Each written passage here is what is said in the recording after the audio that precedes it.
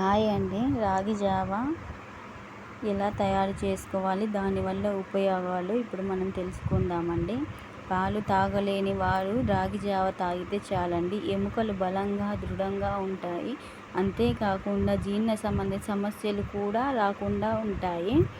డయాబెటీస్తో బాధపడేవారు సైతం రాగి జావను ఎలాంటి సందేహం లేకుండా తాగవచ్చండి. ఇది తాగడం వల్ల రక్తంలో చక్కెర స్థాయిలు కూడా తగ్గుతాయి. ఇది ఎలా తయారు చేసుకోవాలంటే, ముందుగా రాగి పిండి, బెల్లం తురుము, ఒక గిన్నె తీసుకొని 2 గ్లాసుల వాటర్, నేను ఇద్దరికి సరిపడా చేస్తున్నానండి. తరువాత 2 స్పూన్లు రాగి పిండి వేసి బాగా కలపాలి. గడ్డలు లేకుండా చూసుకోవాలండి. తర్వాత నీళ్ళు బాగా వేడయ్యాక రాగి పిండి నీళ్ళల్లో వేసి కలపాలండి. తర్వాత 3 స్పూన్లు బెల్లం తురుము వేసుకోవాలి. వేసి మరిగించండి.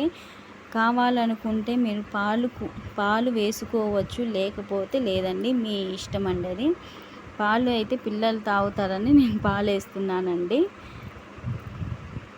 ఇది క్రమం తప్పకుండా తాగితే రక్తం బాగా పెరుగుతుంది. అంతేకాకుండా మీరు ఎన్ని ఫ్రూట్స్ తిన్నా రాగి జావను మించింది లేదండి. ఈ వీడియో మీకు నచ్చినట్లయితే మై వరల్డ్ ఛానల్ సబ్స్క్రైబ్ చేసుకోండి.